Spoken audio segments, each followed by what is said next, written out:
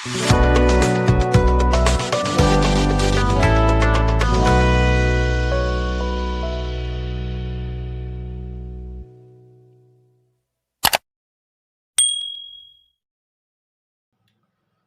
Good evening सभी को, बहुत बहुत स्वागत है आप सभी का मेरे यूट्यूब चैनल क्रिक संबंधों में। तो बात करेंगे जो डबल हेडर सैटरडे को खेला गया था। दिन में मैच था मुंबई इंडियंस बनाम दिल्ली कैपिटल्स। एक तरफ मुंबई इंडियंस जो कि एक भी मैच नहीं जीती थी 3 में से, और दूसरी तरफ दिल्ली कैपिटल्स जिन्होंने चेन्नई सुपर किंग्स को तो हराया था बट बाकी 3 मैचेस हारे थे। तो दोनों टीमें एक तरीके से आखिर की जो 3 पोजीशन है नंबर 8, 9, 10 वहीं पे एक तरह से खड़े थे और एक अच्छे मैच जीतने की उम्मीद कर रहे थे। तो वहीं दूसरी तरफ अगर आप देखो, रात का मैच था लखनऊ सुपर जायंट बनाम गुजरात टाइटंस, इक्याना की सरफेस पे मैच था। और अगेन देखो, दोनों टीमें मिड टेबल टीम थी। गुजरात टाइटंस 2 मैच जीते थे और 2 मैच हारे थे, तो वहीं लखनऊ से 3 ही मैच खेले थे जिसमें 2 जीते थे और 1 हारे थे। तो रिजल्ट कुछ ऐसा हुआ है वहां पे देखो तो, जो शाम वाला मैच था, इवनिंग का मैच था, उसमें मुंबई ने बड़े आराम से उन्होंने दिल्ली को हराया है। हालांकि एक हाई स्कोरिंग मैच में देखने को मिला और एक वक्त पे दोनों टीमें बराबर पे ही चल रहे थे, बट आई थिंक एक ओवर जो रोमरियो शेफर्ड जो वेस्ट इंडियन ऑलराउंडर है, उन्होंने एक ओवर में, आई थिंक जो 20वां ओवर था, उसमें एंड्रिक नोकिया उन्होंने 32 रन मारा था, 4 छक्के और 2 चौके मारे थे, जिसके चलते अगर आप देखो वो डिफरेंस बन गया। अदरवाइज देखो, जब दिल्ली भी रन चेस कर रही थी तो ऑलमोस्ट 19 ओवर के मार्क तक ऑलमोस्ट स्कोर बराबर ही था। बस वही जो आखिरी ओवर था वही एक तरीके से दिल्ली को एक तरीके से परेशान कर गया। हालांकि दिल्ली के लिए आप देखो ट्रिस्टन स्टफ्स, मैं भी स्कोर कार्ड के बारे में बताऊंगा, बट आई थिंक उन्होंने कुछ 25-26 बॉलों में 71 किए हैं और आखिरी ओवर में उन्होंने एक भी बॉल नहीं खेला है। अगर वो आखिरी ओवर फेस करते तो शायद 4-5 छक्के मार सकते थे, उनके पास भी वो एबिलिटी थी, बट खैर दिल्ली को एक तरह से मैच गंवाना पड़ा और अभी शायद आखिरी पायदान पे खड़े हुए हैं। 5 मैच कुल खेल लिए हैं जिसमें सिर्फ 1 मैच जीते हैं और 4 मैच हार चुके हैं। तो दूसरी तरफ मुंबई इंडियंस ने आईपीएल 2024 में जीत का आगाज कर लिया है और होपफुली वो कम बैक करेंगे। वन ऑफ दोस्त टीम है जो कि अगर स्लो स्टार्ट भी करे, इनिशियली 3-4 मैचेस हार भी जाए तो कोई फर्क नहीं पड़ता है, क्योंकि उनके पास वो काबिलियत है कि वहां से कम बैक करके जाकर ट्रॉफी उठाने की। पास्ट में वो चीज उन्होंने किया हुआ है। आई थिंक 2015 में जब उन्होंने जीता था, शायद पहले 4 मैच हार गए थे, 5th मैच जीते थे, उसके बाद ट्रॉफी उठाया था, तो वो चीज वो कर सकते हैं। बाकी जो रात का मैच रहा गुजरात और लखनऊ का, वो एक लो स्कोरिंग मैच रहा जिसमें गुजरात टाइटंस, अगर आप देखो कहेंगे कि मैच फेंक दिया, या लखनऊ के लिए कहे बहुत ही बढ़िया उन्होंने एक तरीके से मैच जीता है। सिर्फ उन्होंने 163 रन नहीं बनाए थे, जबकि इक्याना का सरफेस जो कि लास्ट टाइम से काफी बेहतर हुआ है, बट बहुत ही खराब बैटिंग देखने को मिली थी। बट वहां पे गुजरात टाइटंस ने उनसे भी ज्यादा खराब बैटिंग की, या कहे लखनऊ ने बहुत अच्छी गेंदबाजी की। स्पेशली अगर कप्तान केएल राहुल के बारे में बात करें, आई थिंक 160 से ज्यादा एक तरह से डिफेंड करते हुए उनका 100% रिकॉर्ड है। तो जो भी एक तरह से उनकी बैटिंग में क्रिटिसिज्म होता है, बट उनकी कैप्टनसी बहुत ही बढ़िया रहती है। और डिस्पाइट की मयंक यादव, जो कि आई थिंक पहले ही ओवर डालने के बाद इंजर्ड हो गए थे, उसके बाद उन्होंने बॉलिंग की नहीं थी, उसके बावजूद देखो जो उनके गेंदबाज थे उन्होंने काम कर दिया था और आई थिंक 33 रनों से मैच जीते, 130 पे ही रोक लिया था गुजरात को। तो दोनों मैच के बारे में हल्का आपको बता देता हूँ। तो पहले अगर मुंबई और दिल्ली की बात करें तो मुंबई वहां पे पहले बैटिंग करती है वानखेड़े पे और एक बहुत ही बढ़िया टोटल, बहुत बड़ा टोटल खड़ा करते हैं और 234 रन बना दे 5 विकेट के नुकसान पे।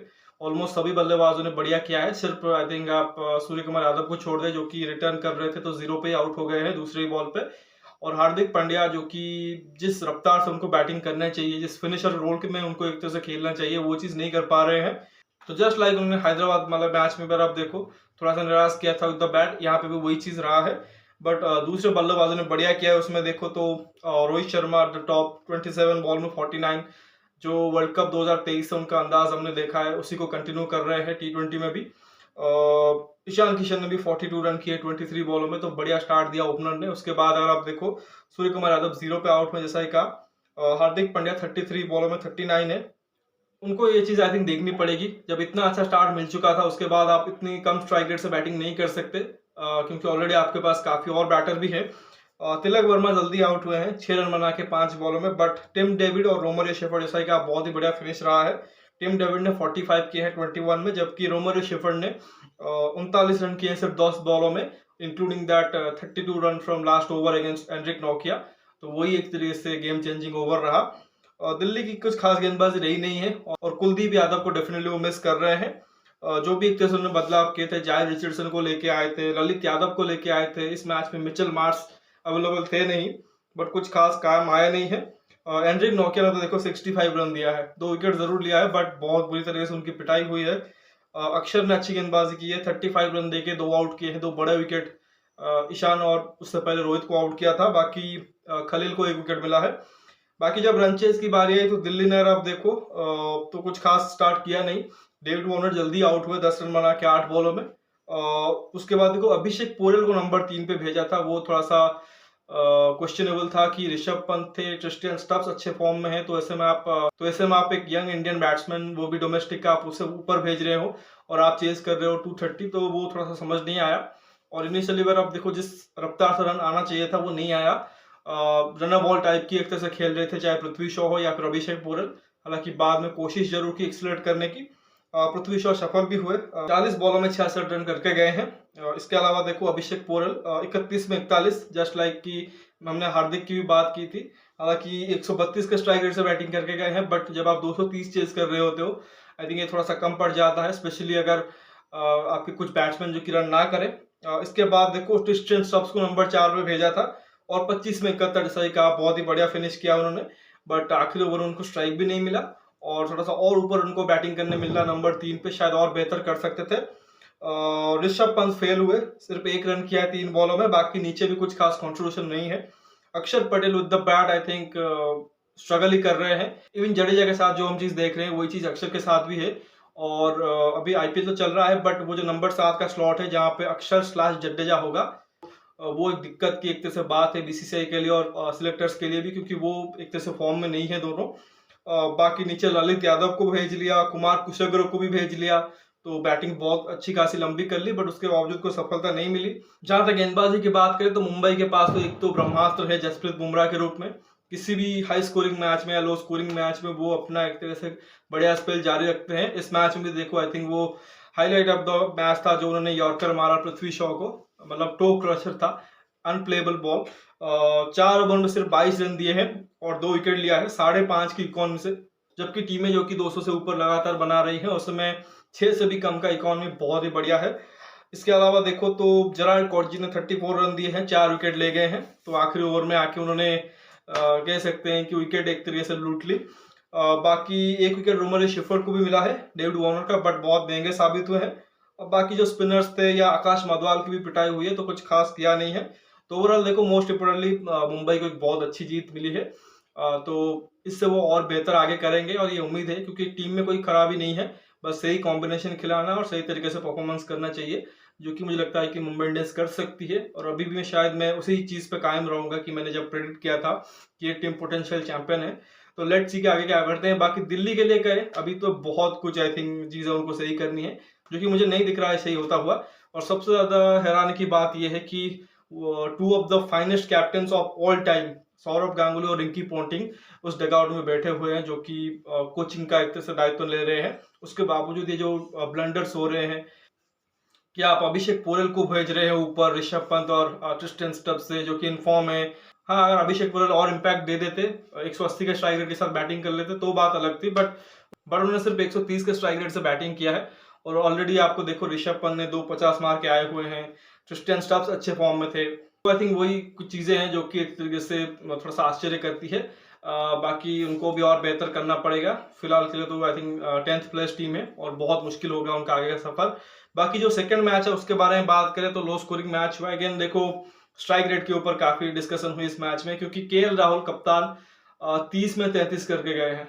मतलब जो विराट की इनिंग्स थी, शतक उन्होंने मारे थे, 113 रन किया था, वन मैन आर्मी के तौर पे आरसीबी के लिए 100 कुछ 56 या 57 के स्ट्राइक रेट से, बट उसके बावजूद उनको क्रिटिसिज्म झेलना पड़ा क्योंकि उनकी टीम हार गई। बट यहाँ पे केएल राहुल ने उसे कैप्टनसी, वो कह सकते हैं कि थोड़ा सा जो क्रिटिसिज्म हो रहा था उसको नीचे तो एक तरह से कर दिया, बट वो अभी बंद नहीं होगा, और जो कि लाजमी है क्योंकि वो पिछले बार का सरफेस भी नहीं था, और वो सरफेस भी का नकाब ऐसा नहीं है कि रैंक टर्नर हो जिस तरह से पिछले बार के था। और किसी भी सरफेस के ऊपर आप ये नहीं चाहोगे कि 30 पे 33 आप मारो। आप जब आप कप्तान हो, आप एक तरह से सामने से लीड कर रहे हो टीम को। आई थिंक जो प्रॉब्लम उनके साथ पिछले 2-3 सालों में रही है, not just in his IPL franchise, साथ ही टीम इंडिया के साथ भी वही लगातार दिख रहा है। और इवन आफ्टर मतलब वर्ल्ड कप में उनकी प्लेस जो कि खतरे में है, और पता नहीं कि क्या उनको किसी ने बता दिया है कि आप ऑलरेडी वर्ल्ड कप से बाहर हो, या फिर किसी ने उनको ये इंश्योर कर दिया है कि कुछ भी करो आप ही विकेट कीपर के चॉइस होगे। तो पता नहीं उनके माइंड में क्या चल रहा है, बहुत ही खराब पारी थी। इसके अलावा क्विंटन डिकॉक और देवदत्त पडिक्कल फेल रहे। हालांकि क्विंटन डिकॉक अच्छे फॉर्म में थे, बट देवदत्त पडिक्कल अब मुझे लगता है कि लखनऊ को सोचना चाहिए होगा। और मैंने शायद पहले भी बताया हुआ है कि मुझे वो जो इन्होंने ट्रेड किया था आवेश खान के बदले देवदत्त पडिक्कल, वो सही नहीं लगा था और वो अभी दिख भी रहा है। आवेश खान वहां पे जाकर मैच विनर बने हुए हैं राजस्थान के टीम में, बट यहाँ पे देखो देवदत्त पडिक्कल अभी तक वो डबल डिजिट भी क्रॉस नहीं कर पा रहे हैं। वो जो 10 का आंकड़ा है वो भी छू नहीं पा रहे हैं। बाकी देखो तो मार्कस स्टोइनिस नंबर 4 पे आए थे, वो भी रन अप बॉल टाइप खेल रहे थे। आई थिंक लास्ट में उन्होंने शायद दर्शन नालकंडे को 1-2 छक्के मार दिए, जिसके चलते थोड़ा सा स्ट्राइक रेट जो कि वो थोड़ा सा इंक्रीज हुआ। बट फिर भी देखो आई थिंक मिड 130s में उनके स्ट्राइक रेट है। 43 बॉल में 58 किए हैं। और निकोलस पूरन नीचे आए, 22 में 32 किया है, 3 छक्के मारे हैं। आई थिंक उनके स्टैंडर्ड के हिसाब से भी मुझे कम लगा, क्योंकि 150 की कम की स्ट्राइक रेट है, जो कि पूरन से आप एसोसिएट नहीं करते हो। मेरे हिसाब से अगर वो 22 बॉल खेल रहे हैं तो 50 मारना चाहिए। बट आपको ये भी तारीफ करनी पड़ेगी जिस तरह से गुजरात के गेंदबाजों ने अपने गेंदबाजी की। आई थिंक आखिरी 4 ओवर में मोहित के 2 ओवर थे और राशिद के 2 ओवर थे, तो उतना ईजी नहीं था उनको एक तरह से हिट लगाना। बट फिर भी अगर आप देखो उन्होंने थोड़ी बहुत हिटें लगाई है। इसके अलावा जो मोस्ट इंपैक्टफुल नॉक रहा है वो आयुष बदोनी का, 11 बॉलों में 20 रन किए हैं, 3 चौके मारे हैं, बट 181 का स्ट्राइक रेट है, ऑलमोस्ट 182 के आसपास। बहुत अच्छी पारी वो भी खेल के गए हैं। और जब फर्स्ट इनिंग्स खत्म हुई थी, कोई बहुत बड़ा टोटल तो था नहीं, एक चैलेंजिंग स्कोर जरूर था गुजरात के लिए। और क्योंकि लखनऊ के पास जो रिकॉर्ड है 100% रिकॉर्ड की 160 से ज्यादा एक तरह से डिफेंड करते हुए 100% उनके पास एक तरह से रिजल्ट आए हैं, तो एक चांस वहां पे भी था और उसी को उन्होंने एक तरह से करके दिखाया। हालांकि गुजरात का स्टार्ट बढ़िया हुआ था, चाहे शुभमन गिल हो या साई सुदर्शन हो। आई थिंक इस मैच में रिद्धिमान शाह को उन्होंने एक तरह से नहीं खिलाया था। एक और Indian domestic wicket keeper BR शरद को उन्होंने खिलाया था, तो हल्की सी बैटिंग ऑर्डर में चेंज दिखी थी। साई सुदर्शन शुभमन ने अच्छा स्टार्ट तो किया था, बट उस रफ्तार से नहीं आए थे। और आई थिंक ये होता ही है शुभमन और साई सुदर्शन के साथ, हल्का स्टार्ट करते हैं बट बाद में अच्छा फिनिश करते हैं। बट यहाँ पे देखो स्ट्रगल करते रहे शुभमन गिल, 21 बॉलों में 19 रन किए हैं, वो आउट हुए। यश ठाकुर ने उनको बोल्ड किया और फिर आई थिंक कृणाल पांड्या ने आके एक ही ओवर में शायद साई सुदर्शन और BR शरद को भी आउट किया था। इससे पहले आप देखो तो रवि बिश्नोई ने कमाल का कैच लेके केन विलियमसन को भी आउट कर दिया था, तो कुछ खास स्कोर वो कर नहीं पाए। साई सुदर्शन के 31 थे, विलियमसन 1 और BR शरद जैसा का 2 रन। विजय शंकर 17 में 17 करके गए हैं। बाकी दर्शन नालकंडे को ऊपर भेज दिया था, उन्होंने 11 में 12 किए हैं। राहुल तेवातिया अंत में कोशिश करते रहे, बट मैच ऑलरेडी उनसे काफी दूर निकल गया था। 30 रन किए हैं 25 में। तो ओवरऑल कहे बहुत ही disappointing batting performance by Gujarat Titans, और उनको स्टार्ट ऑलरेडी मिल चुका था। आई थिंक 54 पे 1 थे एक तरीके से at the end of power play, और उसके बावजूद देखो मैच जो कि वो 33 रन से हारे हैं, तो बहुत ही खराब एक तरह से उनको हार मिली है। दूसरी तरफ लखनऊ की बात करें तो बहुत अच्छी गेंदबाजी देखने को मिली। चाहे यश ठाकुर देख लो जिन्होंने 5 फॉर लिया है, मयंक यादव जिन्होंने सिर्फ एक ही ओवर किया उसमें उनको रन भी पड़ गए 13 रन, और उस रफ्तार से भी बॉलिंग करते हुए नहीं दिखाई दिए। और उसके बाद ये पता चला कि उनको कुछ इंजरी प्रॉब्लम हो गई, तो वो बाहर निकल गए, तो लखनऊ के लिए परेशानी हो चुकी थी।